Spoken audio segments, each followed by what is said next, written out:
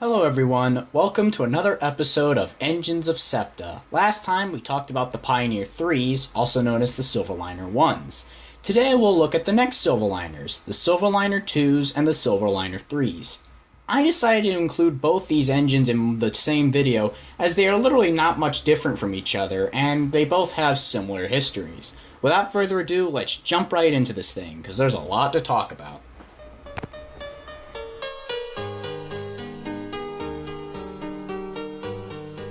In 1963, the financial condition for the Pennsylvania and Reading railroads was pretty piss poor. It was the same situation for other railroads across the United States at this time. Neither the Pennsy nor the Reading were able to upgrade their commuter operations, and they were losing money really fast.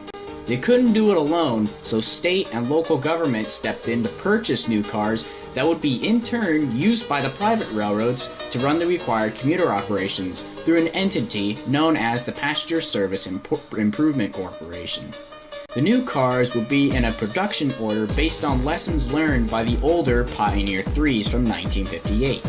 Wait, those look familiar. Oh yeah, we did a video on those. I knew that.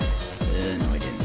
A total of 38 cars were purchased for the Pennsylvania Railroad, number 201 through 219 and 250 to 269, with the remaining 17 going to the Reading Railroad, numbered 9001 through 9017.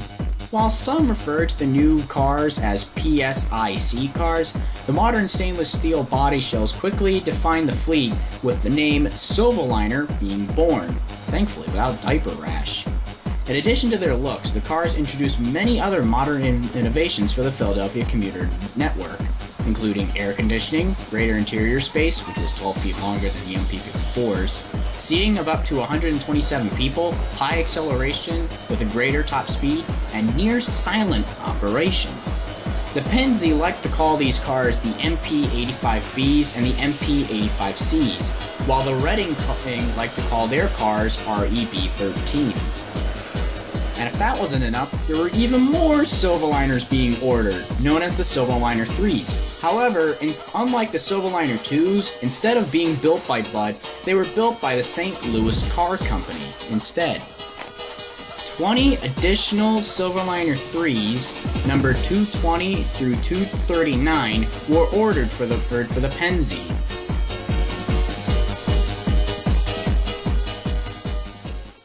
The Silverliner IIIs, for their first 8 years, worked on trains going into suburban station.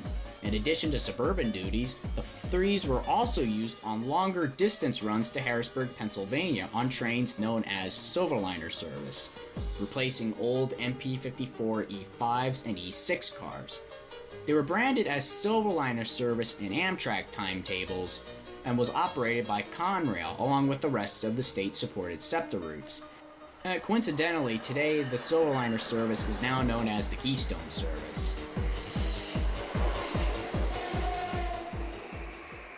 In late 1984 to 1985, 8 of the cars, numbered 232 through 239, were converted into a dedicated fleet for the SEPTA R1 line, known as the Airport line. The Airport IIIs were wrapped with a bright yellow band, the color of the Airport line on SEPTA signs at timetables at the time, and emblazoned with the logo of the Philly International Airport on the front of these cars. Inside, larger luggage racks were provided along with a wider center aisle, which made possible by the use of the plush 2x2 seating instead of the standard 3.2. Hey, wait a minute, the 2.2 was used in the Pioneer IIIs. Oh, that's interesting.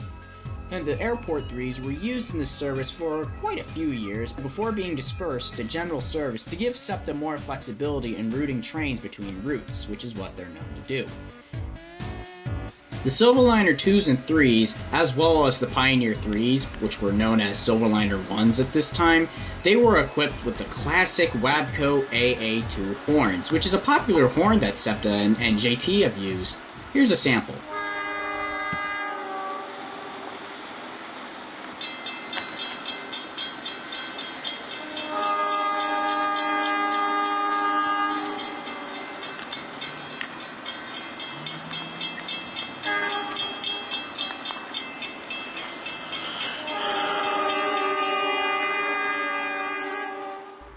Now, as I said earlier, it's very hard to tell apart a Silverliner II from a Silverliner III.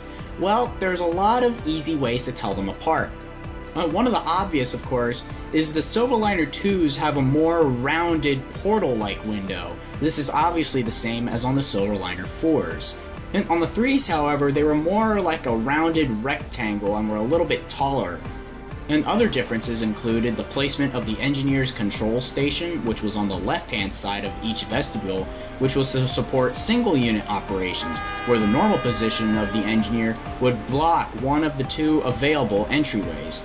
The placement would also allow for one-person train operation, although this was never fully carried out by SEPTA. There was also differences in car body sides without traditional railroad letterboards, wider stainless steel fluting, fiberglass cladding on the portions of the car ends, full-length overhead luggage racks on both sides of the cars, and probably another easy way to tell the cars apart was that the Silverliner IIIs do not have number boards on them. The Silverliner IIs, however, do.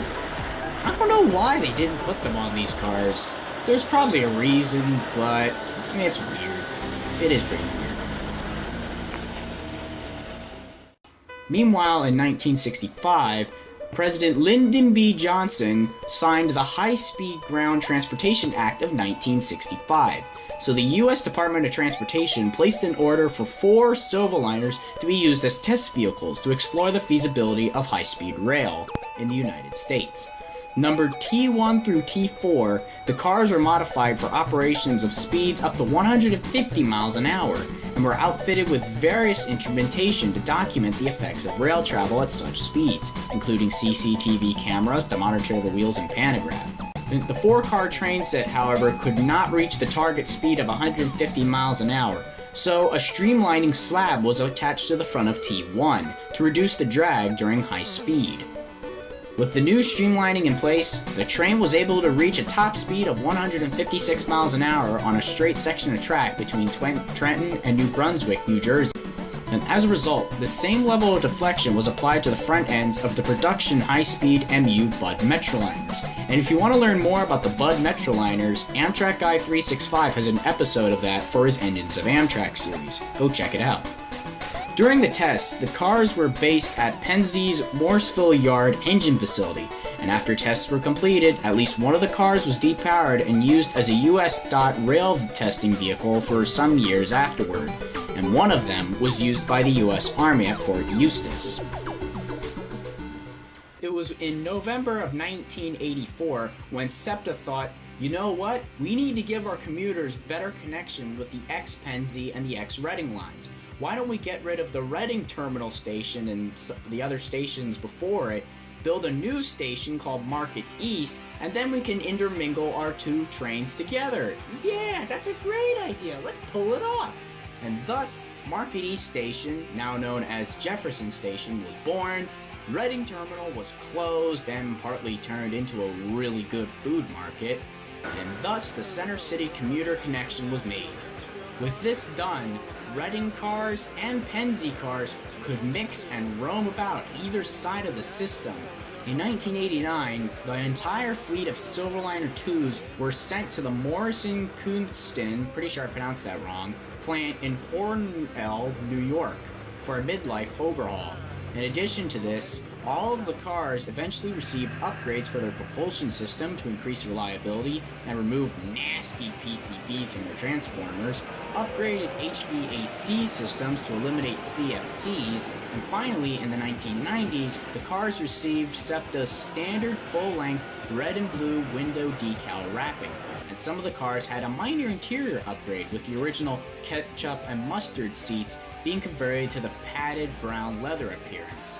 In the early 1990s, the Silverliner IIIs had the same thing done to them. And however, by the year 2000, which was ironically when I was born, the age of the cars was becoming rather apparent, with decreasing reliability and the lack of ADA compliance, which included the manually operated doors, which were becoming a pain in the rear end for SEPTA at their increasing number of stations equipped with high-level platforms. In 2005, SEPTA was all ready to build new Silverliner V cars to replace the aging 2s and 3s. However, design delays and a contract bidding dispute delayed the order of these 120 new cars until past 2005. And then, problems with the builder, Hyundai Rotem, setting up a production facility in South Philadelphia, and even further delayed deliveries. And because of this, of course, the Silverliner IIs and IIIs had to be kept in service a little longer, but a lot of them were still sidelined for serious mechanical issues. One of them, car 257, even caught fire on November 4th of 2009. That would have been all prevented if Hyundai Rotem behaved and we got our 5s in 2005. I mean, come on, seriously. This couldn't have happened. Think about it. And the Silverliner IIs and IIIs also lacked a public address system. The Silverliner IVs have it, but not the IIs and IIIs. So they were operating under an ADA waiver which was set to expire on July 1st, 2012.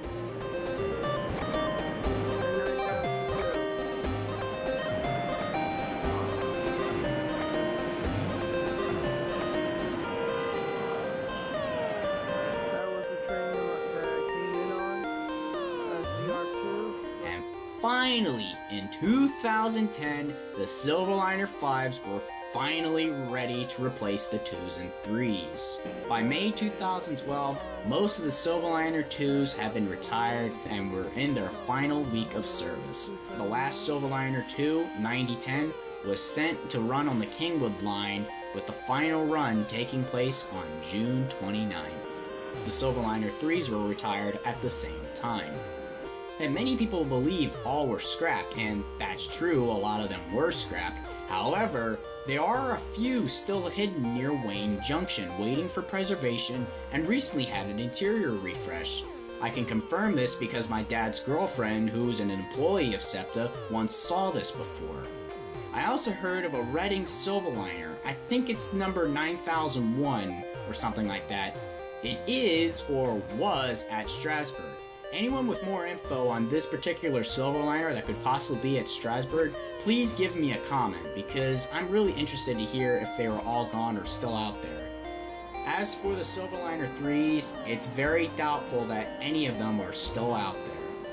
But who knows? Maybe those Silverliner 2s have Silverliner 3s coupled behind them, we don't know. Does SEPTA love the Silverliner 2s and 3s enough that they want to keep them hidden away so they don't get scrapped?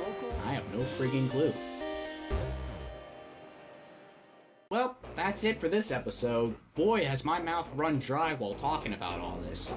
So next we'll be talking about my personal favorite of the Silverliners and SEPTA in general, the Silverliner 4s. I really can't wait to start work on this episode because of how much I love these cars and the amount of history they have with them. So, until next time, all aboard!